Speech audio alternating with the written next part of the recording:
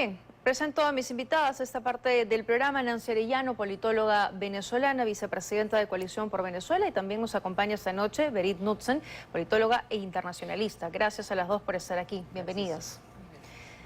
Su primer análisis, ¿cómo ven la situación y la primera semana prácticamente de Donald Trump al frente de la Casa Blanca y este trato que está teniendo y esta política bastante dura migratoria? ¿Quién le gustaría comenzar? Bueno, yo tengo una perspectiva un poco más amplia, ¿no? Porque hay una parte que es el juicio ideológico, el cual intento no tocar, ¿no? Más bien tener una perspectiva geopolítica un poco más amplia, ¿no? Si pensamos en el mundo, existe un 3.6% de la población migrante.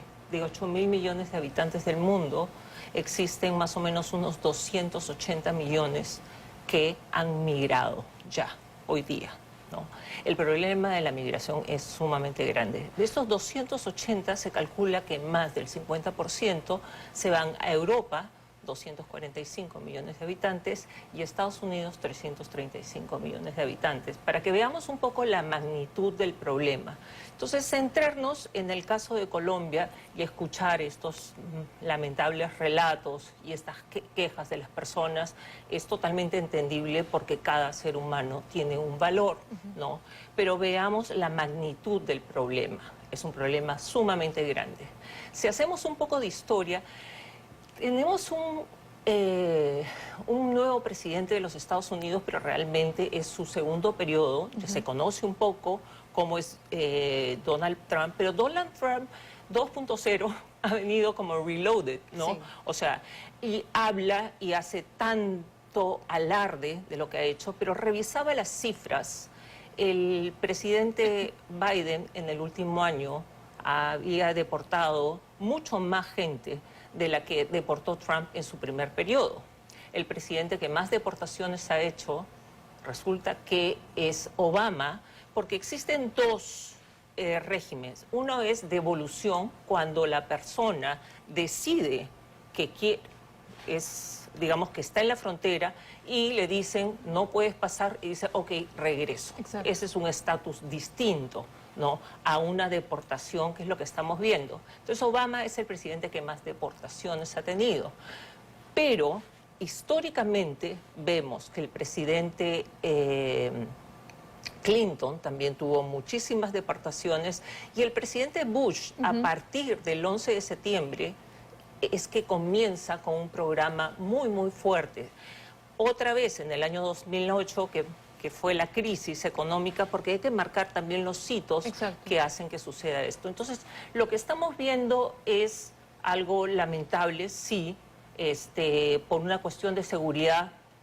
Ponerle cadenas a nadie quisiera que le pusieran cadenas. Pero es la forma en cómo además Estados Unidos trata a sus criminales, y Donald Trump ha llamado criminales a los migrantes indocumentados. Digamos, ¿no?, que lo que están diciendo, yo no estoy de acuerdo, pero lo que están diciendo es que están en la ilegalidad. Eso no los hace criminales. Creo que hay una diferencia entre las dos cosas, ¿no?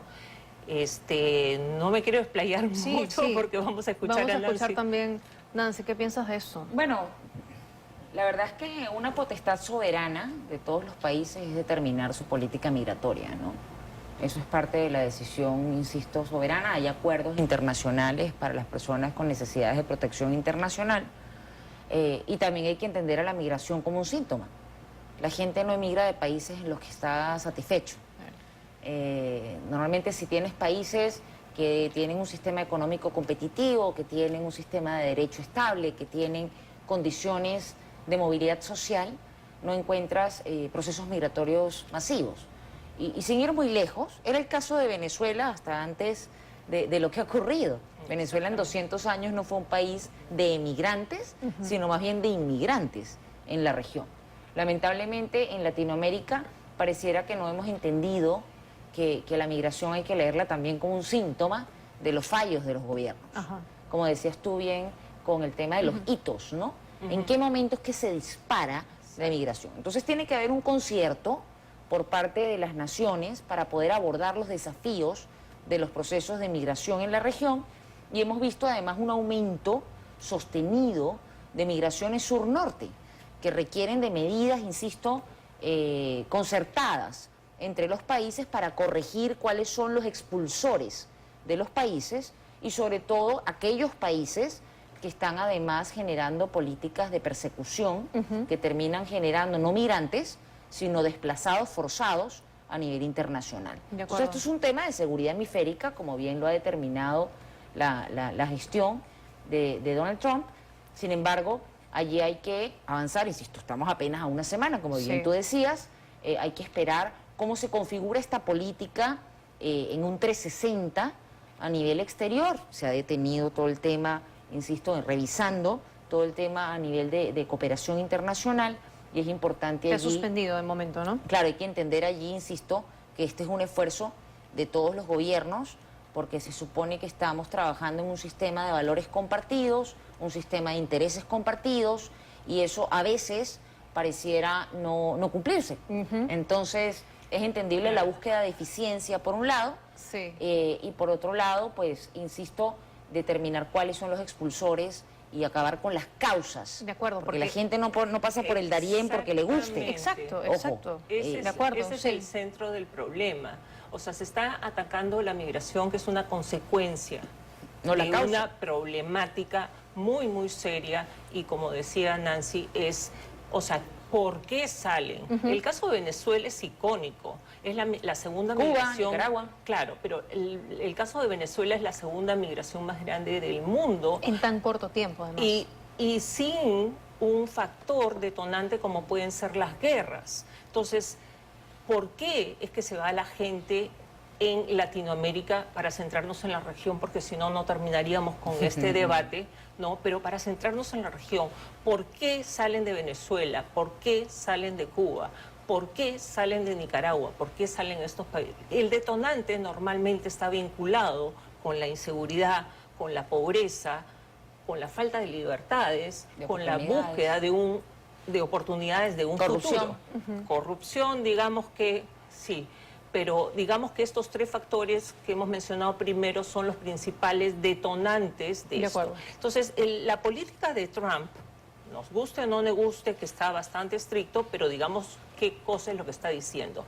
Él quiere detener la migración y él quiere detener el narcotráfico, pero en los dos casos se está atacando la consecuencia y no la causa. Entonces, la única forma es resolver en nuestros países, en Latinoamérica, que a pesar de que sí hay ayuda, y ahora es un tema que está sobre el tapete, la ayuda de USAID que se ha paralizado por 90 días, a pesar de que hay ayuda, o sea, el esfuerzo no es suficiente. De acuerdo. Entonces, yo tengo esperanza de que Marco Rubio, que es el nuevo canciller de Estados Unidos, tenga una cara más humana y más preocupada en esta que de alguna manera es su región. Claro, porque no se está atacando la causa, como bien decías, y ahora que Donald Trump solo está viendo la consecuencia, que es ya tengo la gente aquí y no la quiero, la voy a sacar, esas personas van a volver a sus países de origen, bueno, principalmente de tráfico, América Latina. De acuerdo, pero... No, estamos hablando de la migración H1, que de hecho salió aclarando también el gobierno norteamericano que la promoción de las visas regulares para trabajar en Estados Unidos, y no solo para profesionales, sino también para manos de obra que se necesita en el país, pero que se cumplieran los procesos. Claro. ¿No? El tema es que también esto viene generando, solo ha pasado una semana, temor entre los migrantes que están en condición irregular y que ya no pueden, además, corregirla. Hay algunos afiches que se están publicando en algunos barrios latinoamericanos en Estados Unidos para que no les abran la puerta, por ejemplo, a los agentes federales de migración, que se estén cuidando, porque además ahora se ha eliminado esta medida que impedía que los agentes federales de migración pudiesen ingresar a espacios considerados seguros, ¿no? Como las iglesias, las escuelas, los hospitales. Y hay gente que decide ya no mandar a sus hijos al colegio por miedo a que puedan ser deportados, que puedan ser detenidos. Esos son los carteles, por ejemplo, que se están publicando, esos que estamos viendo en imágenes. Algunos de ellos que se están pegando, ¿no?, afiches en las calles y barrios principalmente latinoamericanos. Cancillería peruana dice que hay cerca de 500 peruanos que ya fueron detenidos durante la gestión Trump. Vamos a escuchar al funcionario. En lo que va de la administración Trump, conocemos que a través de nuestros consulados que hay más o menos 500 intervenidos. Eso no quiere decir que vayan a ser enviados al Perú. Ellos tienen derecho a apelar, tienen derecho a presentar documentos, tienen derecho a un abogado. La migración peruana es una migración importante, pero alcanza más o menos el 1.000.000 de connacionales en Estados Unidos. De eso calculamos que el 30% estarían en situación irregular. Como 300.000 más o menos en situación irregular que volverían a Perú. ¿Se está preparando el país como debe? El tema es que a nivel mundial, en la época de Biden, se hicieron deportaciones incluso a muchísimos países, a diferencia de estas deportaciones que los agarran de alguna manera en la frontera entre México y Estados Unidos. Ahora están entrando un poco más profundamente.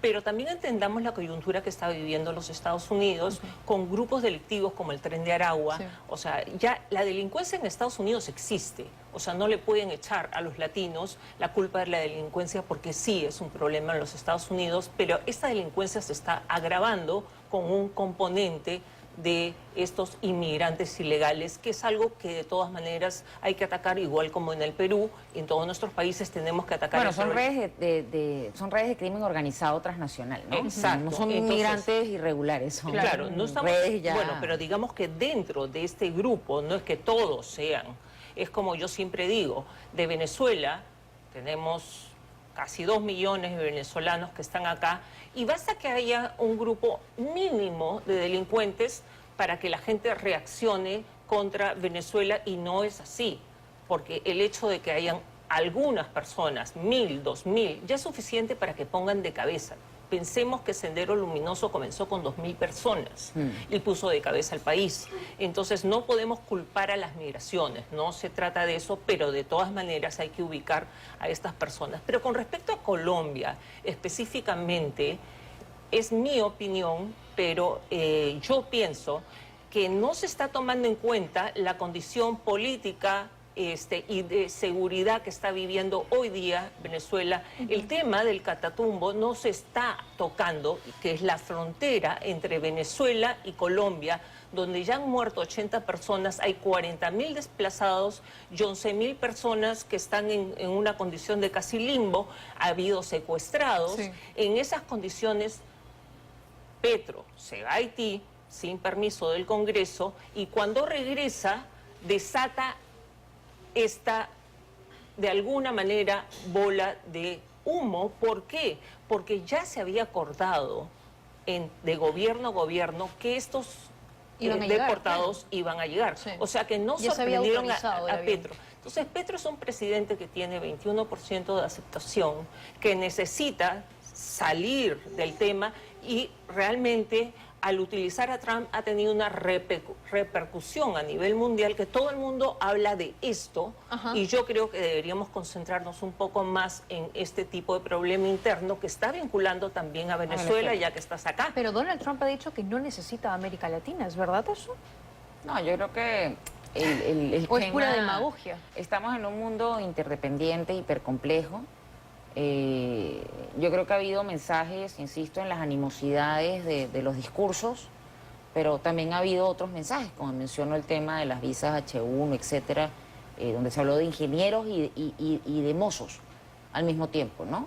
En un mensaje que también estuvo allí. También ha habido testimonios de personas en situación irregular en Estados Unidos que dicen que han revisado, que no tienen antecedentes y les han dejado en libertad. O sea, ha habido muchas narrativas. Exacto. Y yo creo que allí hay que tener también un poco de calma y cordura. La situación, insisto, del Perú que preguntabas, el Estado peruano ha desarrollado ciertas políticas. La política nacional migratoria contempla a peruanos retornados, por ejemplo, y hay distintas iniciativas que se han trabajado en conjunto con distintos países, como es el caso pues, de la Unión Europea o de Estados Unidos mismo, etcétera, que buscan justamente apoyar al Estado peruano en los procesos de reinserción. Y hay que entender, pues, insisto, que la cooperación técnica internacional busca efectivizar, insisto, el desarrollo sostenible en la región. Por eso es importante entender esa perspectiva técnica de la cooperación. Que Maduro va a recibir los aviones que Donald Trump pero le es que manda. ya va, eso es otro tema, por eso digo que hay que Porque se separar los va a poner, migración de acuerdo. de personas con necesidades de protección y del tema de crimen organizado transnacional.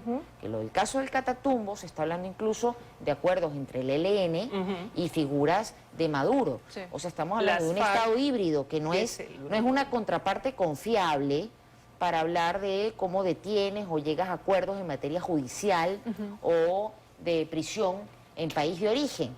Eso es otro tema. Entonces ahí estamos hablando de temas de seguridad hemisférica, de seguridad multidimensional, de migración y por supuesto de personas con necesidades de protección internacional. Entonces desde el enfoque de seguridad que está planteando en este caso Estados Unidos y por supuesto un escenario de seguridad en las Américas, hay que diferenciar estos estancos porque si no, no vamos a atender correctamente las causas. Claro. Una cosa es crimen organizado transnacional, ahí entra todo el tema de la coca, entra todo el tema del narcotráfico, trata de personas y todas las economías ilegales, y por otro lado los causales expulsores por falta de oportunidades para las comunidades, que son otro, De acuerdo. que lleva a la gente a caer en las Pero redes del están tráfico. vinculados de alguna manera, ¿no? Permítame Pero respecto solo a tu un pregunta... Sí, permíteme solo un instante, Berit. Tengo que hacer una pausa, así que para que te puedas explayar y no quiero cortar tu respuesta. Así que te pido que me esperes, por favor, solo unos minutos. Vamos a regresar para seguir hablando de ese tema y las políticas migratorias de Donald Trump y también lo que se espera en los próximos minutos, la llegada de Edmundo González Urrutia a territorio nacional. Con eso también regresamos. Había quedado pendiente, Berit, tu respuesta. Sí, lo que pasa es que me parece muy importante tu pregunta y creo que a la audiencia no se le puede dejar en el aire, ¿no? Cuando Trump dice que no necesita a Latinoamérica, es algo que es totalmente falso, ¿no? Primero que los Estados Unidos tiene un promedio de 1.8 hijos por mujer. ¿Qué quiere decir eso? Para lograr que la población se estabilice, ni crezca ni decrezca, necesitas 2.1 hijos por mujer. Entonces quiere decir que no está llegando a este punto de equilibrio. Por lo tanto, necesita las migraciones, igual que Europa, igual que China, igual que muchos lugares. En el caso del Perú, solo para tener una referencia, tenemos 2.2 hijos por mujer, estamos bien, estamos creciendo de una manera moderada. Entonces, Estados Unidos necesita la migración. ¿Y por qué la migración de los latinos y no de otros lugares, a diferencia de la problemática que tienen los europeos? Porque los latinos van a Estados Unidos, trabajan a veces más que los norteamericanos y se asimilan a esta cultura norteamericana.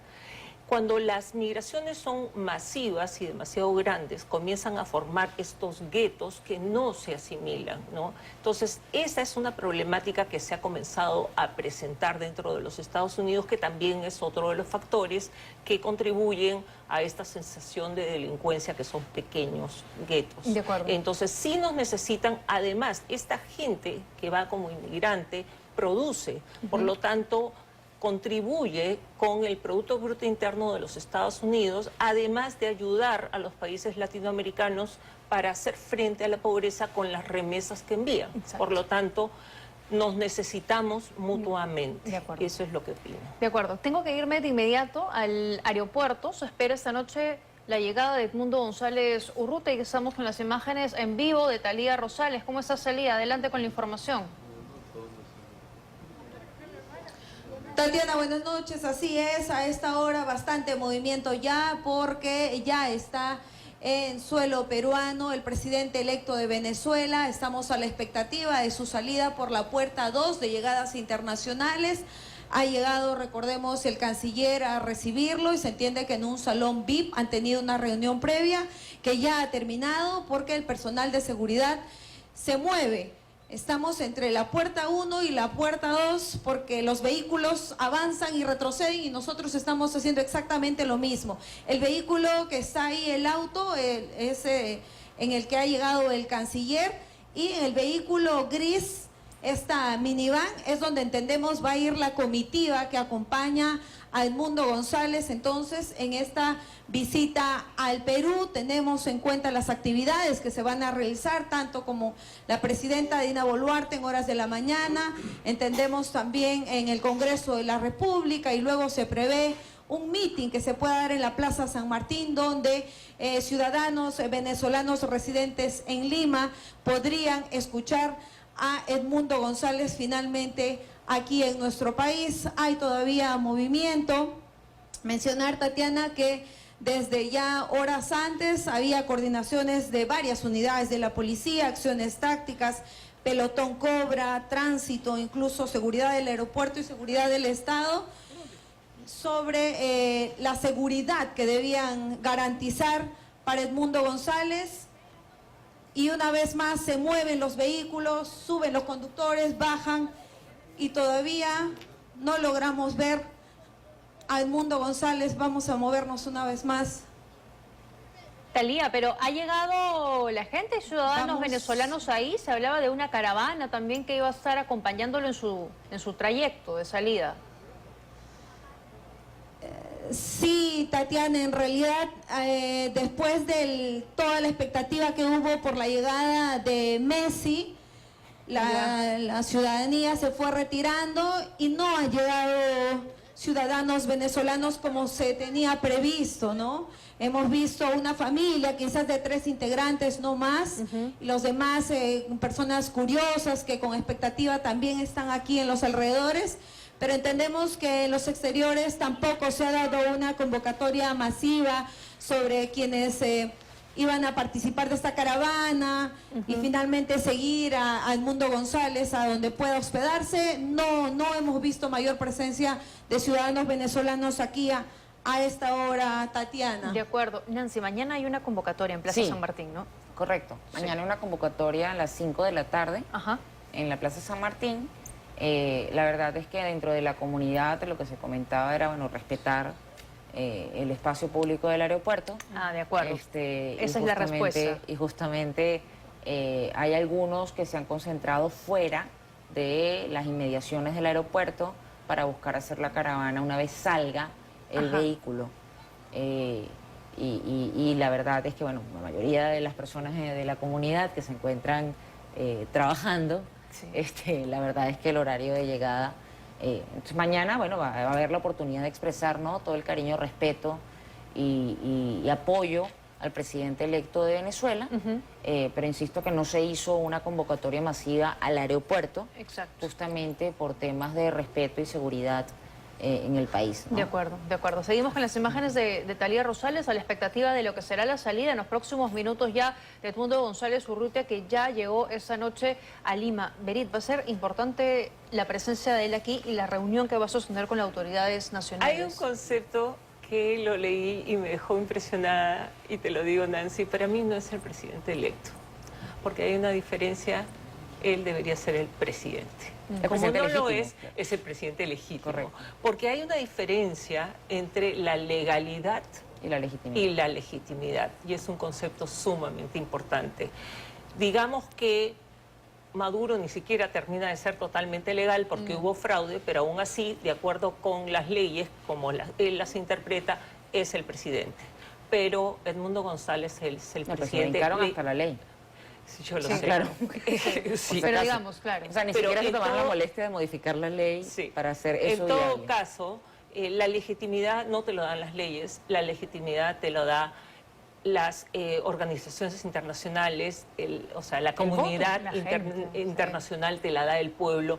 Entonces, esta visita de Edmundo González Urrutia al Perú es sumamente importante porque es, de alguna manera, que el Perú se está adhiriendo, ¿no?, y le está dando legitimidad y le está dando más sustento De acuerdo. después de todos los países por los cuales se ha Siempre se ha paseado. hablado del Muy bien. principio de autodeterminación de los pueblos y Venezuela ha autodeterminado a través del voto Muy bien. que el señor Edmundo González Urrutia es el presidente del país y creo que eso, bueno, es importante, es fundamental que la comunidad internacional Así se lo reafirme. conozca y lo reconozca. No, y se De acuerdo, reafirme muy en bien. qué significa la soberanía y qué significa la legitimidad y el constitucionalismo Gracias. democrático en el siglo XXI. Gracias, Nancy. Gracias también, Berit, por habernos acompañado esta noche. Tengo que hacer una pausa rápida. Volvemos.